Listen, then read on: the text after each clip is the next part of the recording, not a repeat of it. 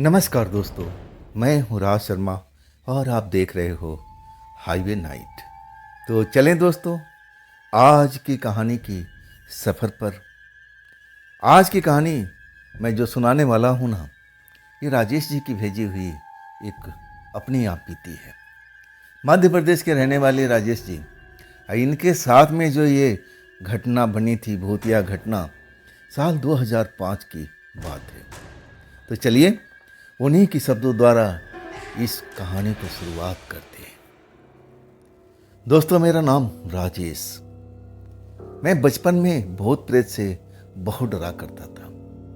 मैंने कभी बचपन में भूत प्रेत देखा नहीं था, लेकिन दादी जो थी ना, मुझे अब इस चीज़ से सचेत करती थी कि देख, शाम हो गया है, बाहर खेलने मत जाया कर, बाहर में डायन होती है, चुड़ैल होती है।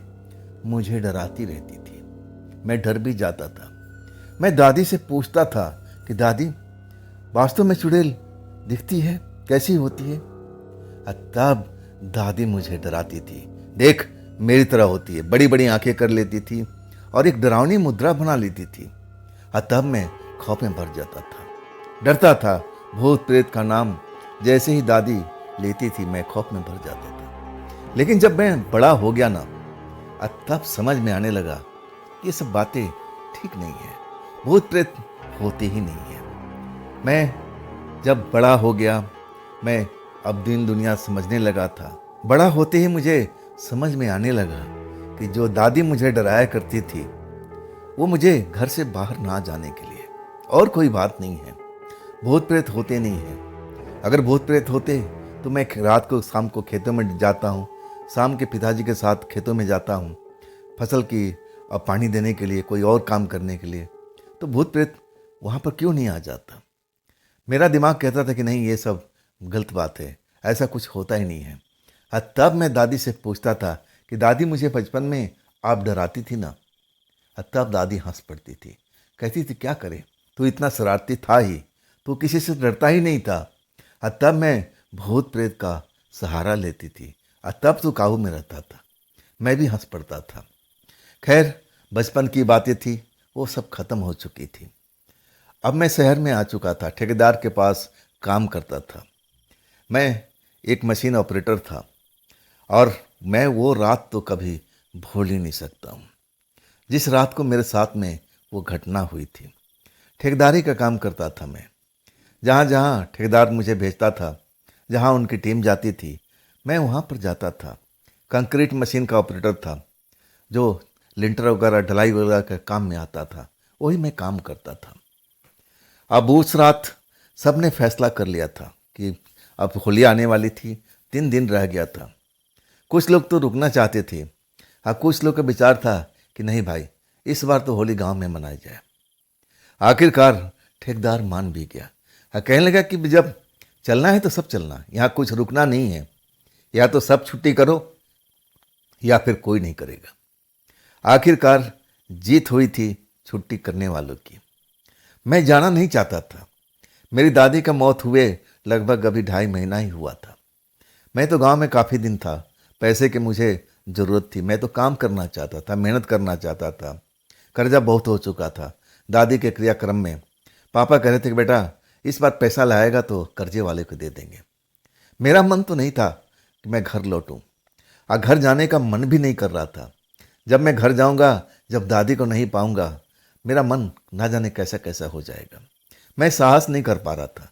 लेकिन जब पूरे टीम की छुट्टी हो जाती है, साइट ही बंद हो जाती है, तो फिर रुकना किसके लिए? खैर, जो दूर दूर के लोग थे वो तो सुबह में निकल गए थे, और मैं तो सोचा था कि कल दोपहर के बाद चलूँगा। कुछ काम था, एक और दोस्त था, वो मेरे साथ में रुका हुआ था, उसी का काम था। उसको एक जगह पर जाना था, कुछ ज़रूरी काम करना था, काफ़ी दिन से रुका हुआ था। अब मैंने ही बोला था कि जिस दिन छुट्टी होगी हम चल के तेरा काम करा देंगे। उसी काम में हम लोग लेट हो गए थे। अगले दिन जब हम अपना काम संपन्न करा लेते हैं दोस्त का, इसके बाद में दोस्त और मैं अब बस स्टॉप की तरफ जाते हैं। वो अलग दिशा में जाने वाला था और मैं अलग दिशा में। हम लोग जल्द मिलने का कामना करते हैं, और फिर सबसे पहले वो बस में सवार हो जाता था। शाम हो चुकी थी, 4 साढ़े 4 का वक्त था। वो तो निकल गया, लेकिन मेरी बस का अभी आता पता नहीं था। मैं काउंटर पर जाता हूँ, पूछता हूँ कि भाई मेरे गांव वाली बस कब आएगी। कहने कहने का तो कहते थे कि बस आने वाली है, आने वाली है, लेकिन 1.5 से 2 घंटा इंतज़ार करते हुए मैं बैठा हुआ था। तब जाके आती है करीब 7 बजे के आसपास में। 4 घंटे का सफ़र था मेरे गांव का। बस जब लगातार चले तो अगर कहीं रुक जाए तो फिर समय और ज़्यादा भी हो सकता था। लेकिन मैं डरता तो था नहीं ना, भूत प्रेत को मैं मानता ही नहीं था, शक्तिशाली था मैं, पहलवान सरीखा था, मैं डरना सीखा ही नहीं था। आखिरकार जब अपने गांव के बस अड्डे पर उतरता हूँ, जो बिल्कुल हमारे गांव से करीब करीब 3 किलोमीटर के फासला पर था, मेन रोड पर। अब वहाँ पर कुछ दुकानें भी हुआ करती थी, जो शाम ढलते ही दुकानें बंद हो जाया करती थी। मैं 11:30 के आसपास रात को उतरता हूँ। मेरे पास में कुछ ज़्यादा सामान नहीं था, बस अपना एक पिट्ठू बैग था जिसमें मेरे कुछ कपड़े थे, और मैं अपने पीठ पर लाद करके अब सोचता हूँ बस से उतर तो गया तो कोई साधन मिलेगा, लेकिन मेरी मूर्खता थी। रात का कौन साधन मिलेगा भाई, अब तो मुझे पैदल ही जाना पड़ेगा। ना जाने उस रात मुझे क्यों डर का एहसास हुआ था। जब मैं अपने गांव वाले रास्ते पर चलने के तैयार होता हूँ ना, मुझे लगता है कि वहाँ पर कुछ लोग दिखाई दिए हैं, हल्के फुल्के जैसे नजर आए हों। और जब तक मैं उन पर ध्यान देता कि आखिर कौन लोग हैं, वो लोग अचानक गायब हो गए। उसमें एक औरत जैसी भी दिखाई दे रही थी, या 2 पुरुष भी दिखाई दे रहे थे, लेकिन अचानक वो सब ना जाने हवा में कहाँ विलीन हो गए।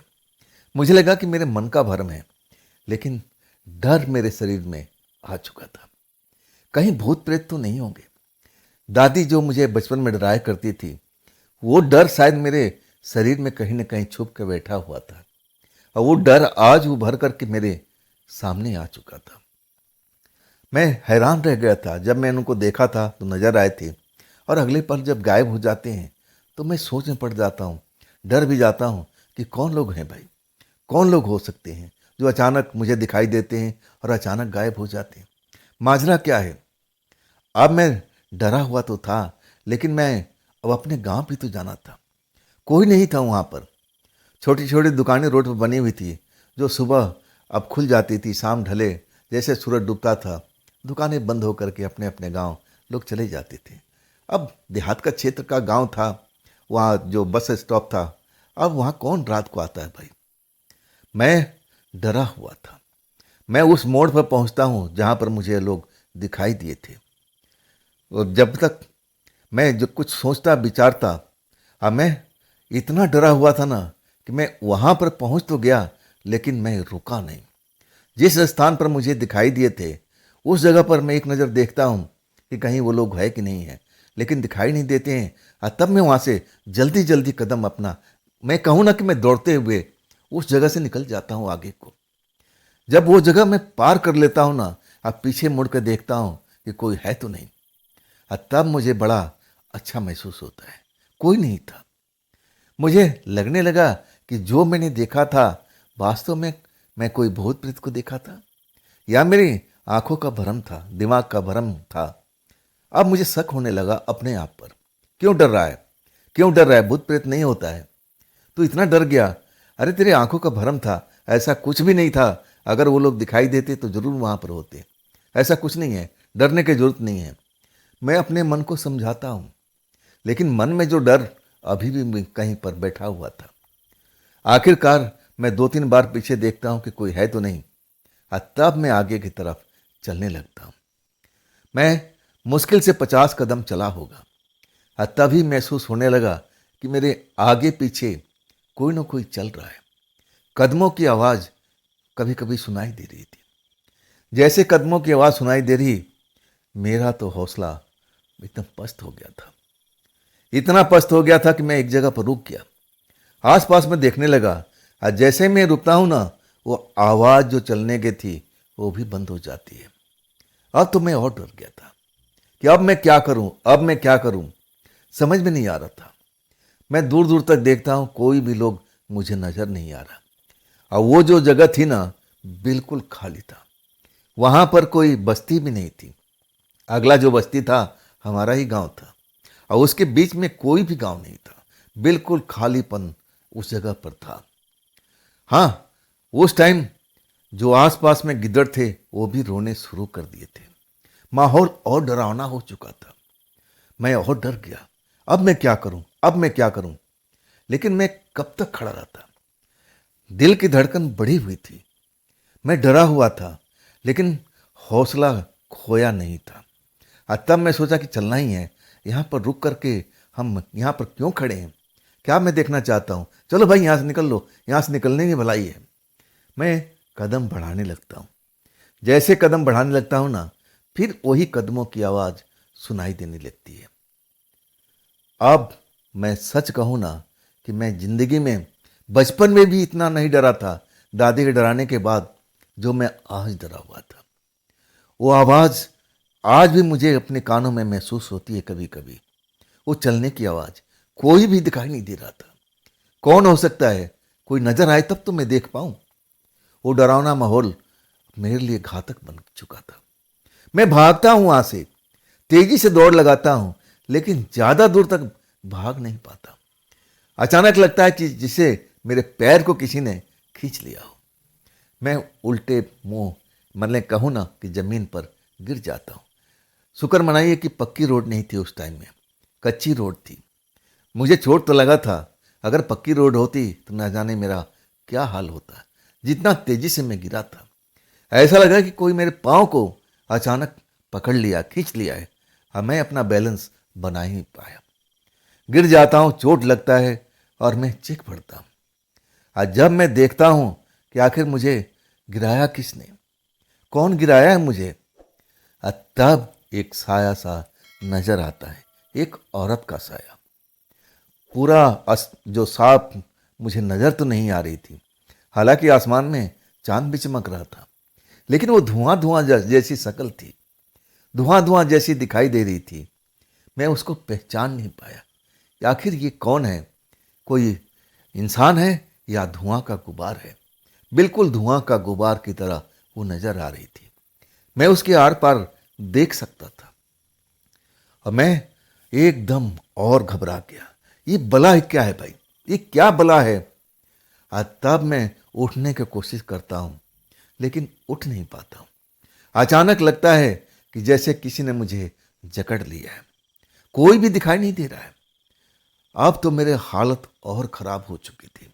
मैं तो रोने लगा था, चिल्लाने लगा था, जबकि मैं जवान था, हष्ट-पुष्ट था, पहलवान सरीका मेरा शरीर था। इतना डर मेरी जिंदगी में कभी नहीं लगा था। मैं उठ नहीं पाता हूँ। ऐसा लगता है कि आज मेरी मौत निश्चित है।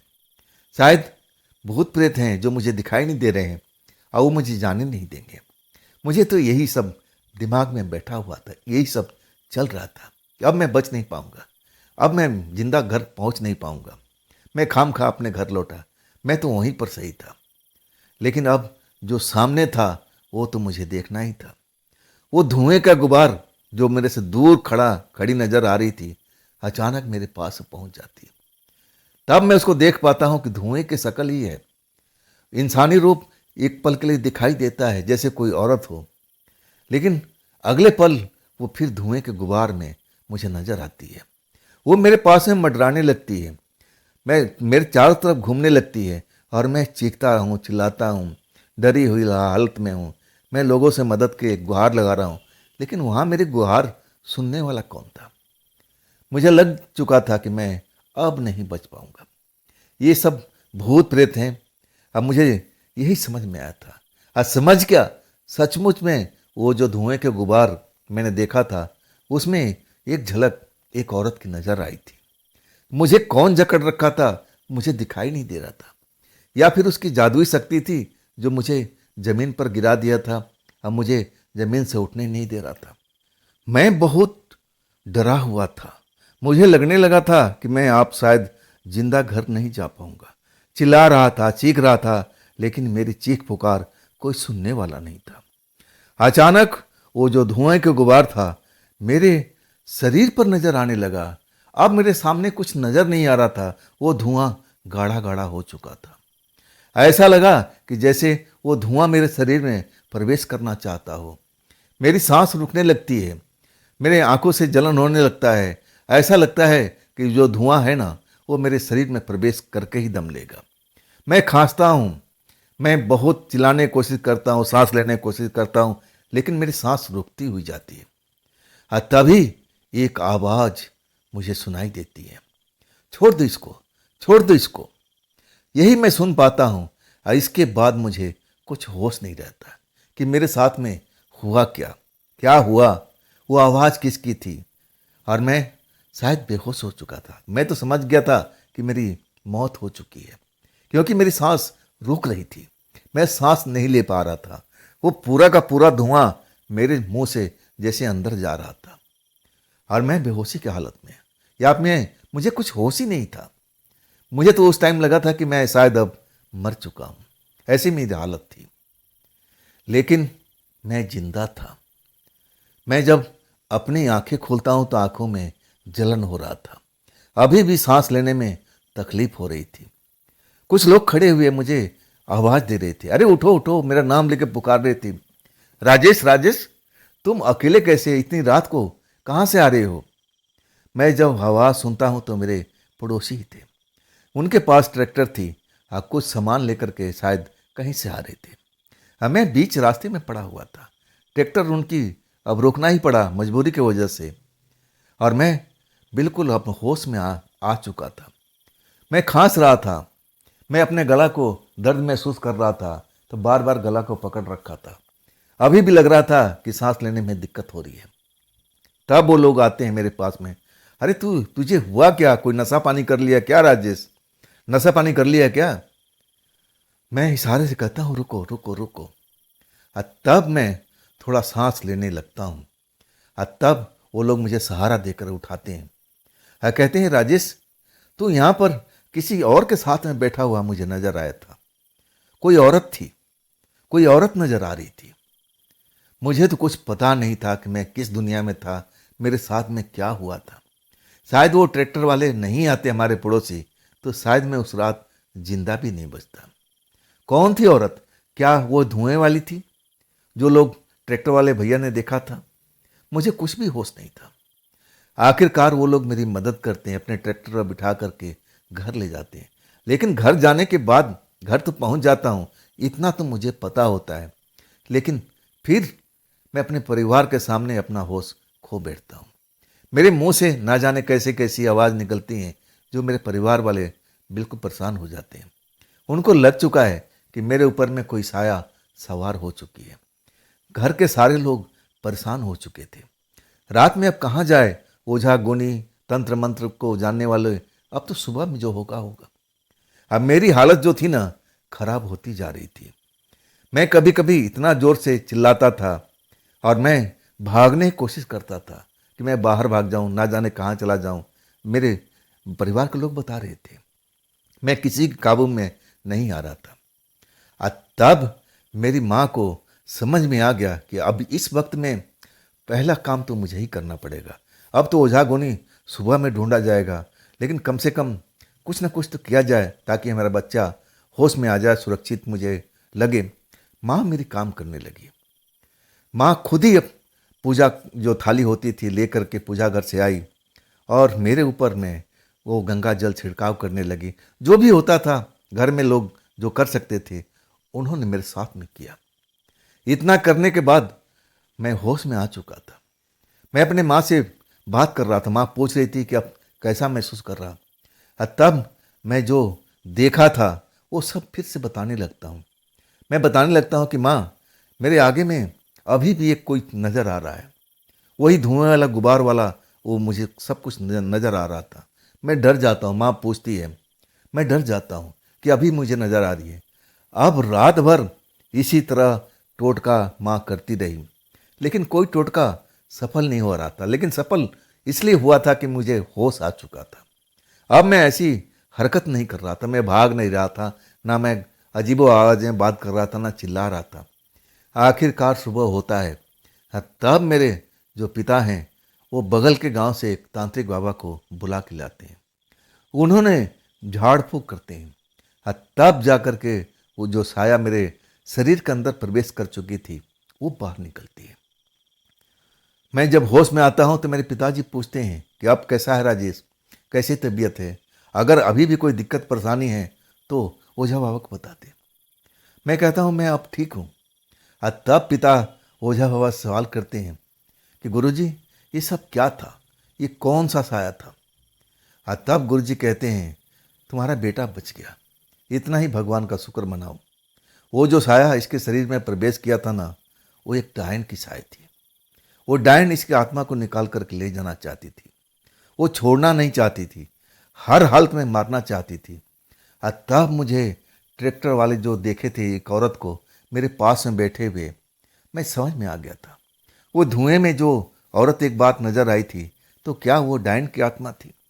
वो मेरे जान लेना चाहती थी, मेरी आत्मा को अपने साथ ले जाना चाहती थी। ऐसा क्यों? लेकिन इसका जवाब तांत्रिक बाबा भी नहीं दे पाए थे, ना कुछ बता पाए थे। कहने लगे कि तुम्हारी गलती थी, रात के टाइम अकेले नहीं चलना चाहिए, तुम अकेले थे। अरे दुकान पर रुक जाते, वहाँ पर किसी का इंतजार कर लेते, सुबह में आ जाते। ऐसा क्या जल्दी था कि तुम रात में अकेले सफ़र किया? गलती तो मेरी थी, क्योंकि मैं भूत प्रेत पर यकीन नहीं करता था। और आज जो मेरे साथ में हुआ था, मैं पछता रहा था। मैंने ऐसा क्यों किया? मैं ऐसा क्यों किया? मुझे रात में सफ़र नहीं करना चाहिए था। मैं सुबह में चल देता तो अच्छा होता। लेकिन जो होनी है ना, वो हो के रहती है। तो दोस्तों, ये थी राजेश जी की भेजी हुई एक सच्ची कहानी। उनकी अपनी आप बीती। आपको कैसी लगी कमेंट में ज़रूर बताइएगा। और दोस्तों, अगर आपके पास भी ऐसी कोई घटना है, कहानी है जो आप मुझ तक पहुंचाना चाहते हो, तो आप मुझे इंस्टाग्राम पर मेरे व्हाट्सएप नंबर पर अपनी कहानी को शेयर कर सकते हो। दोस्तों, ये भी चैनल आप ही का है, तो इसको भी अपना प्यार दीजिए, लाइक कीजिए, सब्सक्राइब कीजिए, अपने दोस्तों को शेयर कीजिए और हाई वाले बटन को ज़रूर दबाइएगा। तो दोस्तों, फिर मिलते हैं जल्द इसी चैनल पर और इसी टाइम पर। आप लोग अपना ख्याल रखिएगा। नमस्कार।